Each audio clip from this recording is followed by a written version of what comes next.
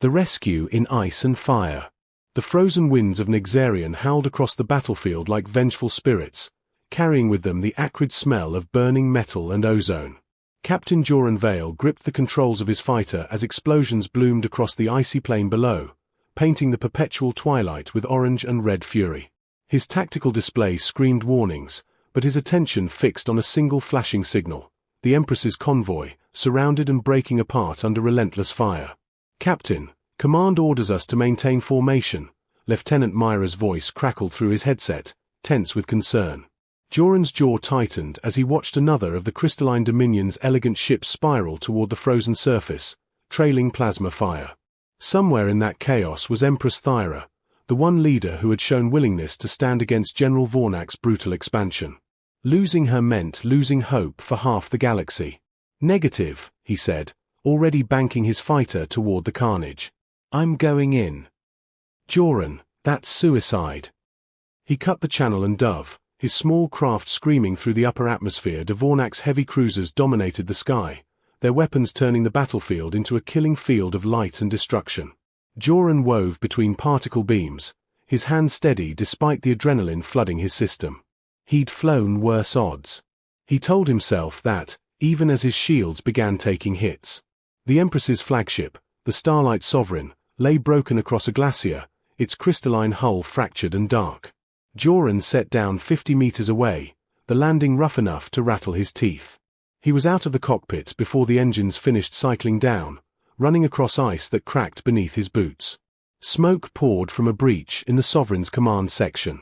Joran activated his emergency cutter and began carving through the sealed door, his breath forming clouds in the frigid air. Around him, the battle continued, explosions thundering across the ice fields, enemy fighters streaking overhead. The door gave way with a groan of tortured metal. Inside, emergency lighting cast everything in crimson shadows. Joran found her in what remained of the command chamber, half buried under a fallen beam. Empress Thyra of the crystalline Dominion lay unconscious, a thin line of dark blood trailing from her temple.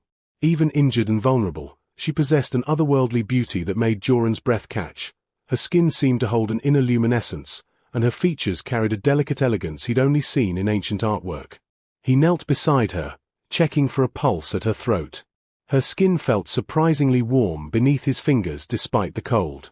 Alive. Relief washed through him. "Your Majesty," he said urgently, carefully shifting the beam that pinned her. "I need you to wake up." Her eyes fluttered open, silver irises that seemed to glow in the dim light, focusing on him with startling intensity. For a moment, neither moved. Something passed between them in that instant of first contact, a recognition that transcended the chaos around them. "Who?" Her voice was soft but clear, accented with the musical lilt of her people. "Captain Joran Vale, Terran Rebellion," he said, already slipping his arms beneath her to lift her. "And we need to leave. Now." She didn't protest as he gathered her against his chest, though he felt a sharp intake of breath as the movement jarred her injuries. Joran carried her through the wreckage toward the breach, acutely aware of every point where their bodies connected. The weight of her in his arms, the way her head rested against his shoulder, the flutter of her breath against his neck. Outside, the battle had intensified. A massive explosion rocked the glacier, sending cracks spiderwebbing across the ice. Joran ran, holding Thyra tightly, his body curved protectively over hers as debris rained down around them. He could feel her fingers gripping his jacket, could hear the small sounds she made with each jarring step. They reached his fighter as enemy fire began tracking their position. Joran set Thyra carefully in the passenger compartment behind the cockpit, his hands lingering perhaps a moment longer than necessary as he secured her harness. Their eyes met again, and this time Thyra's lips curved into the faintest smile despite the pain evident in her expression. "Thank you," she whispered. Joran nodded, unable to form words for the strange tightness in his chest, then sealed the compartment and threw himself into the pilot's seat. The fighter lifted on screaming engines, climbing hard through the carnage. Enemy fire chased them, but Joran flew like he'd never flown before, every maneuver precise, every decision instant and certain. He had precious cargo aboard, and nothing would prevent him from getting her to safety. As they broke through the atmosphere into the relative calm of orbital space, Joran finally allowed himself to breathe. He glanced back through the partition and found Thyra watching him, those luminous silver eyes studying his face with an intensity that sent warmth spreading through him despite the cold of space beyond the hull. The Horizon's Edge waited ahead, his battered but beloved flagship among the scattered remnants of the combined fleet. Joran guided his fighter toward the landing bay, but his thoughts remained on the woman behind him and the electric moment when he'd first met her gaze. Neither of them yet understood what had begun on that frozen battlefield, but both felt it, a connection forged in fire and ice, in danger and deliverance, that would prove impossible to ignore. Healing hands and hidden glances. The medical bay of the Horizon's Edge hummed with quiet efficiency, but Joran had dismissed the staff 20 minutes ago, insisting he would handle the Empress's care himself. Lieutenant Myra had given him a knowing look he'd chosen to ignore. Now, in the privacy of the small treatment room, he carefully cleaned the wound on Thyra's temple while she sat on the examination table, remarkably still for someone who ruled an empire. "You don't need to do this yourself, Captain," Thyra said softly, though she made no move to stop him. "I'm certain your medical officers are quite capable." "They are," Joran agreed, dabbing antiseptic with gentle precision. His fingers brushed the edge of her hairline, and he felt her subtle shiver. "But you saved yourself from Vornak's forces for months before today. The least I can do is make sure you're properly cared for now." She turned her head slightly, bringing her face closer to his. "Is that the only reason?" Joran paused, meeting those silver eyes from mere inches away. The question hung between them, weighted with implications neither was quite ready to voice. Should there be another? A smile played at the corners of her mouth. "Perhaps we both felt something on that frozen battlefield. Or perhaps I'm still disoriented from the crash." "You don't seem disoriented to me," Joran said, his voice rougher than intended. He forced himself to focus on her injuries, moving to examine the bruising along her shoulder. "This will hurt. I need to make sure nothing's broken." Thyra nodded, and when his hands pressed carefully against her shoulder, she did wince, but her gaze never left his face.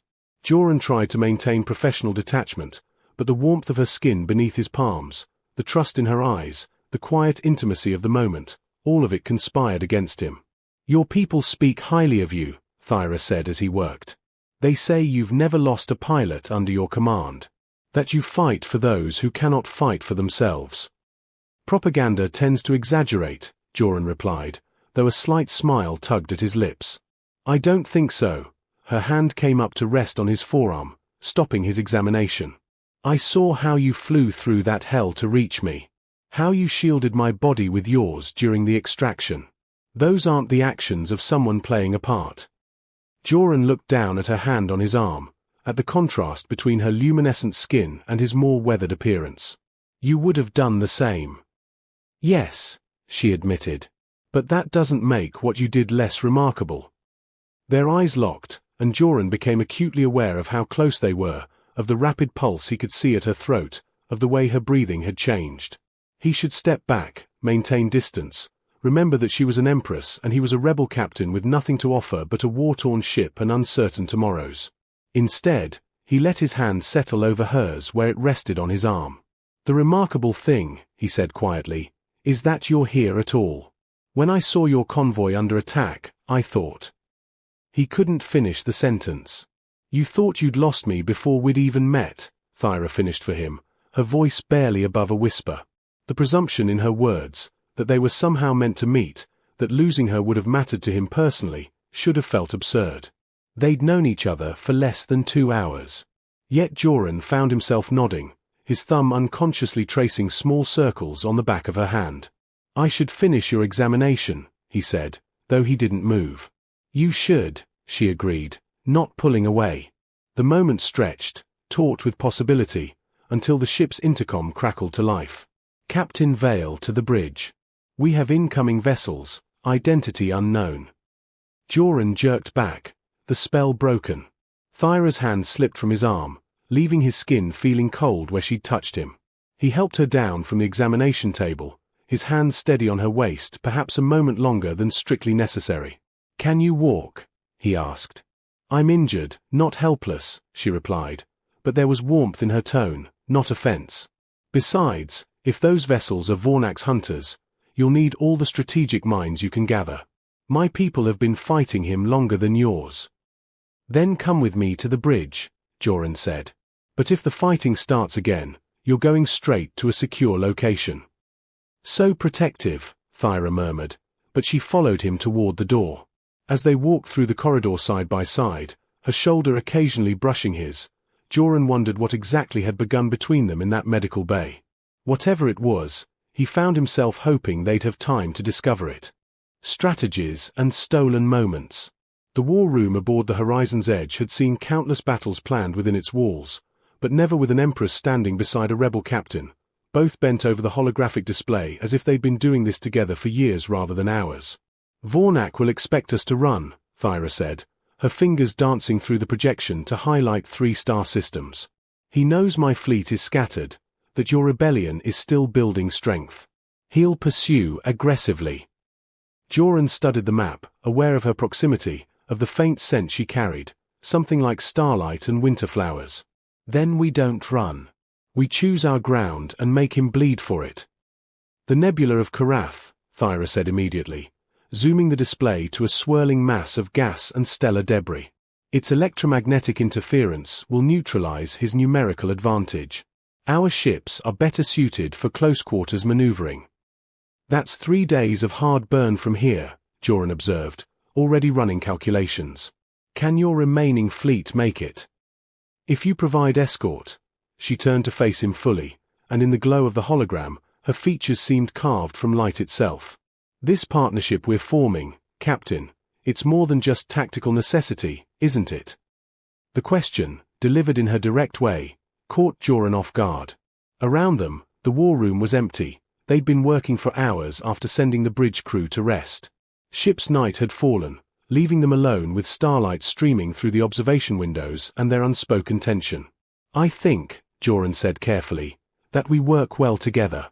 That against all probability, I trust you. And that makes this partnership valuable beyond simple tactical considerations. You're dancing around my question, Thyra said, but her eyes held amusement. She moved closer, placing one hand on the holographic table's edge near his. Let me be more clear. When you touch me, when you examine my injuries, when you steady me as we walk, do you feel what I feel? Joran's breath caught. And what do you feel, Your Majesty? Don't hide behind my title, she said softly. Not here. Not now. Her hand shifted, sliding across the cool surface until her fingers brushed his. I feel like I've been searching for something my entire life and found it in the most impossible place. In a human rebel captain who threw himself into hell to save me. Joran turned his hand over, letting their fingers intertwine. Thyra, he said, her name feeling both foreign and perfectly right on his tongue. I've spent years fighting, barely stopping long enough to think about anything beyond the next battle. And then you looked at me in that wreckage, and I. You felt it too, she finished. She stepped closer, until only inches separated them. This frightens me, Joran. I have responsibilities, an entire civilization depending on my decisions. I cannot afford distractions. Is that what I am? He asked, his free hand rising almost of its own accord to cup her cheek. A distraction. Thyra leaned into his touch, her eyes drifting closed for just a moment. You're becoming something far more dangerous than that. The admission hung between them, heavy with implication. Joran's thumb traced the line of her cheekbone, marveling at the softness of her skin, at the trust implicit in the way she swayed toward him.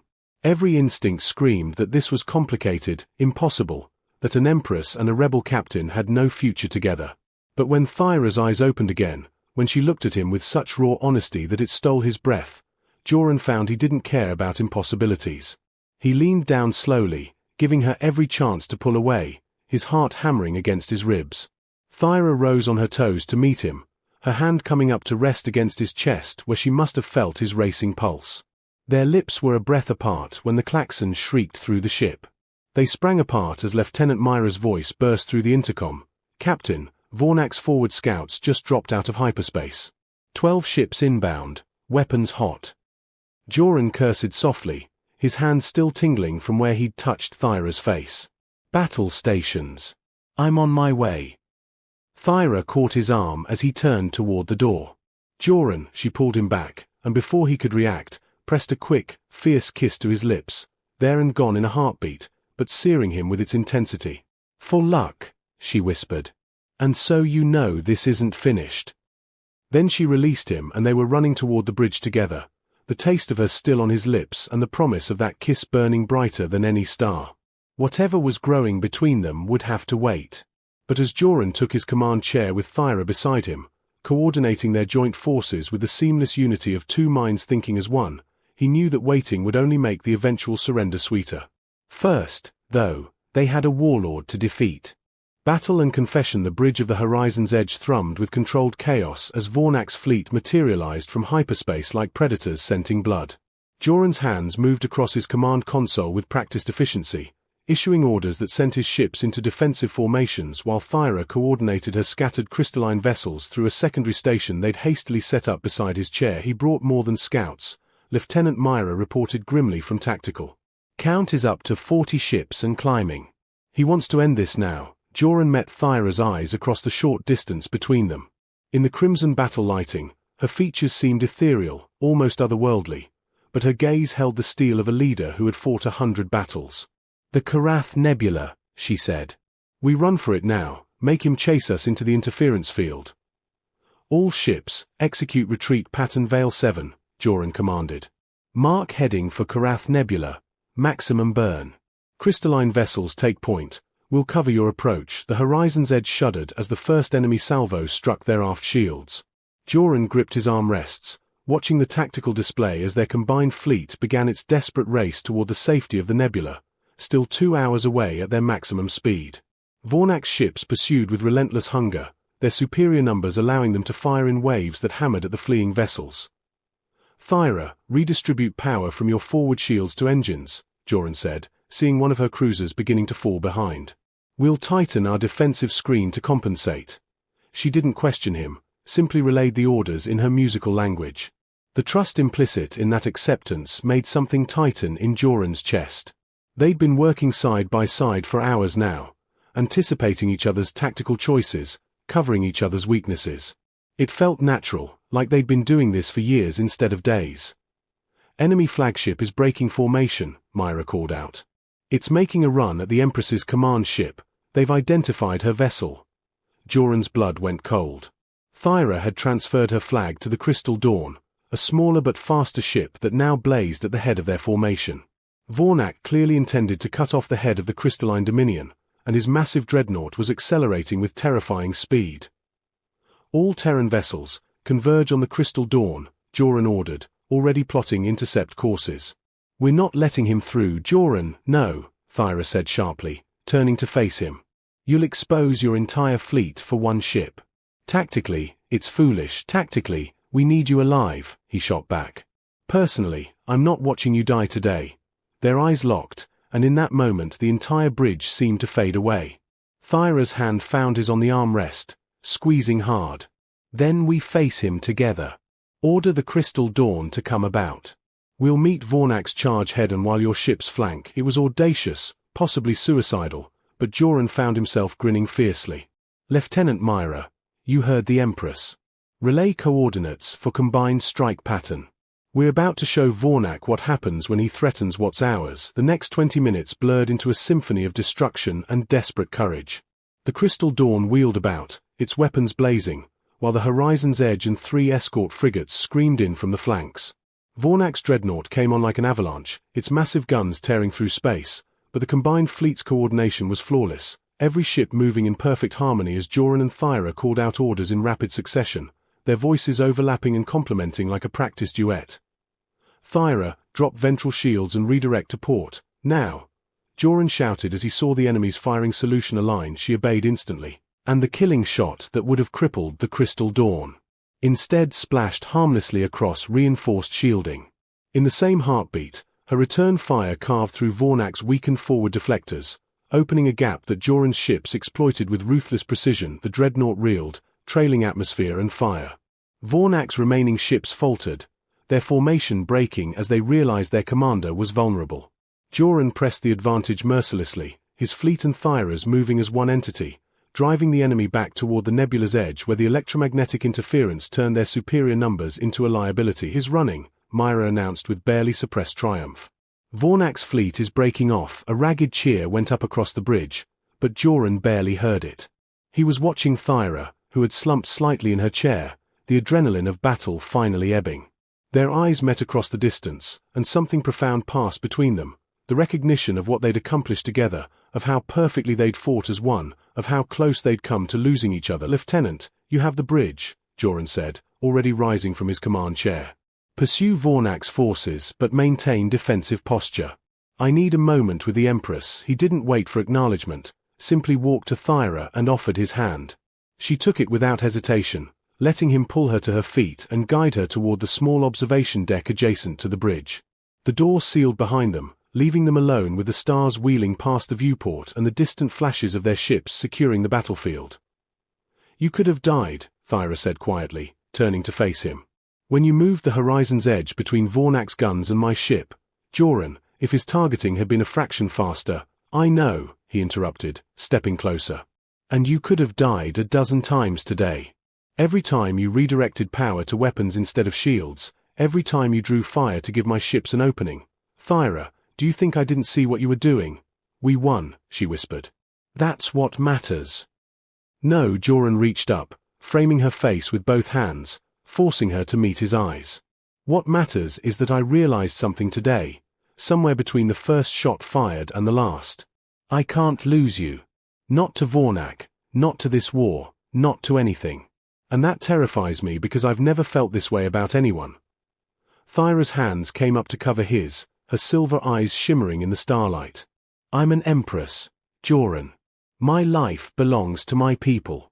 I can't promise you tomorrows when every day might be my last." "Then give me tonight," he said roughly. "Give me this moment. Let me hold you and know you're real, that what I feel isn't just battle-born madness." In answer, Thyra pulled his face down to hers and kissed him with a fierce intensity that spoke of all the fear, all the desperate hope, all the impossible longing they'd been dancing around since that frozen battlefield. Joran's arms wrapped around her waist, lifting her closer as he kissed her back with equal fervor, pouring every unspoken word into the connection between them. When they finally broke apart, both breathing hard, Thyra rested her forehead against his. "I'm terrified of this," she confessed. "Of how much I need you already. Of what it means for both our peoples if we'll figure it out," Joran promised, his lips brushing her temple. "Together. Like we do everything else." She laughed softly, the sound like music in the quiet observation deck. "Together," she echoed. "I think I could get used to that." They stood wrapped in each other's arms as stars streamed past the viewport, two leaders who had found something infinitely precious in the midst of war. Outside, their combined fleet regrouped and licked its wounds. Vornak had been driven back, but the war was far from over for now, though, in this stolen moment, Joran and Thyra allowed themselves to simply be, not captain and empress, but two souls who had found each other against all odds and refused to let go. A new alliance, a new beginning. The aftermath of victory carried its own weight of complexity. 3 days after the battle, Joran stood in the Horizon's Edge's conference room, watching diplomatic channels light up with messages from across the sector. News of the combined Terran crystalline victory had spread like wildfire, and suddenly everyone wanted to discuss alliances, treaties, and the unprecedented cooperation between Thyra's empire and his rebellion.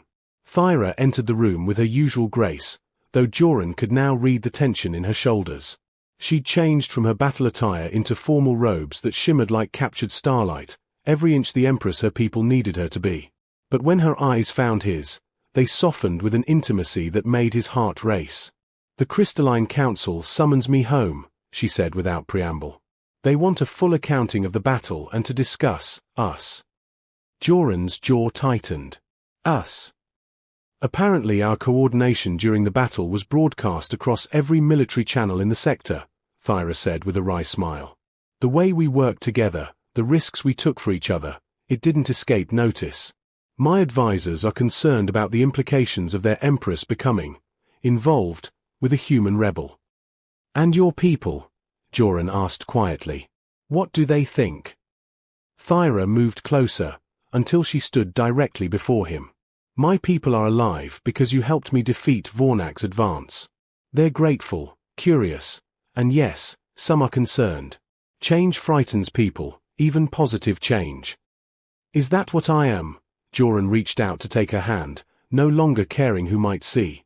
Positive change. You're everything, she whispered, squeezing his fingers. And that's precisely the problem. I can't just follow my heart, Joran.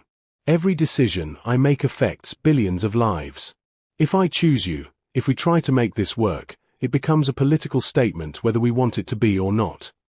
Joran pulled her closer, his free hand settling at her waist. Then let's make it the right kind of statement. Thyra, what we did in that battle proved something crucial. Our peoples can work together.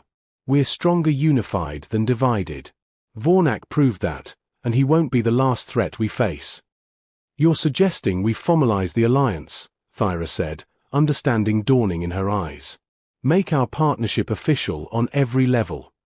Not just military cooperation, Joran continued, his mind racing through possibilities. Cultural exchanges, shared technology, open borders. We build something new, something that's never existed before, a true partnership between our civilizations. And yes, he added softly, one that gives us a legitimate reason to be together. Thyra was quiet for a long moment, her silver eyes searching his face. You would do that? Bind your rebellion's future to my empire's?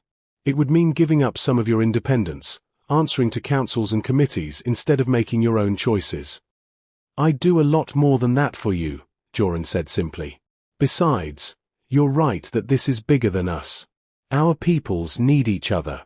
Vornak's defeat bought us time, but there are other warlords, other threats.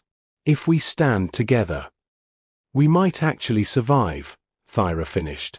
She rose on her toes, pressing a soft kiss to his lips. You're either incredibly wise or incredibly foolish, Captain Vale. Probably both, he admitted with a grin. So what do you say, Your Majesty? Shall we give the galaxy something to talk about? Thyra laughed, the sound filling the conference room with warmth. I say yes. To all of it. The alliance, the partnership, the scandal we're about to cause. Her expression turned serious. But Joran, this won't be easy. There will be opposition, challenges we can't even imagine yet. I know, he said, pulling her fully into his arms. But I'd rather face those challenges with you than spend another day wondering what we could have been. They sealed the agreement with a kiss that held all the promise of their impossible future, tender and fierce, hopeful and determined. When they finally pulled apart, Thyra smiled up at him with such radiance that Joran felt his breath catch. I need to return to the crystalline homeworld, she said, to present our proposal to the council and convince them this alliance serves our people's interests. How long? Joran asked, already dreading the separation. 3 weeks, perhaps a month. Thyra's hand came up to cup his cheek. But then, Joran Vale, I expect you to visit. Officially, as the Terran Rebellion's representative to discuss treaty terms. Unofficially. Her smile turned mischievous, as someone very important to me. I'll be there, Joran promised. You couldn't keep me away. The next hours blurred past in a flurry of preparations. Thyra's remaining fleet gathered for the journey home, while Joran coordinated with Lieutenant Myra to draft preliminary alliance proposals. But they stole moments together, a private dinner in the observation deck, quiet conversations about their hopes and fears, kisses that grew longer and more reluctant as departure loomed. When Thyra finally stood in the Horizon's Edge's hangar bay, ready to board her shuttle, Joran walked her to the boarding ramp despite the dozen witnesses watching. Protocol could go to hell, he wasn't letting her leave without a proper goodbye. 3 weeks, Thyra said, her hands clasped in his. And then you'll come to Velthra Prime. I'll show you the crystal gardens where I used to hide as a child, introduce you to the council members I think we can sway, and scandalize the entire court by bringing a human rebel to the palace. Sounds perfect, Joran said, pulling her close one last time. And Thyra, I meant what I said. Everything I feel for you, it's real. It's not going away just because we're apart for a few weeks. I know, she whispered against his chest. Because I feel it too. This connection between us, Joran, I think it might be the most important thing that's ever happened to me. They kissed once more, oblivious to the watching crews, pouring every unspoken promise into the embrace. When they finally parted, both had tears threatening, though neither would let them fall. "Go save your empire," Joran said softly. "I'll be right behind you." "And you keep your rebellion alive," Thyra replied. "I rather like my human captain in one piece." She boarded the shuttle with one last lingering look, and Joran stood watching as it lifted away, joining the formation of crystalline ships that would carry her home. Beside him, Lieutenant Myra cleared her throat diplomatically. "So," she said carefully, "I'm guessing we're about to become very involved in crystalline politics." Joran smiled, still watching the distant glimmer of Thyra's ship. "Among other things. Myra, prepare a diplomatic team. In 3 weeks, we're making history. By visiting an alien empire or by having our captain court their empress?" "Both," Joran said firmly. "Definitely both." As Thyra's fleet jumped to hyperspace in a cascade of light, Joran felt not loss but anticipation. They'd found each other in fire and ice, forged a connection in battle and proven it in victory. Now came the harder work, building a future worthy of what they'd discovered. 3 weeks suddenly seemed like an eternity, but Joran knew they'd pass. And when he stood in Thyra's crystal gardens with her hand in his, presenting their alliance to a galaxy that desperately needed hope, he would prove that.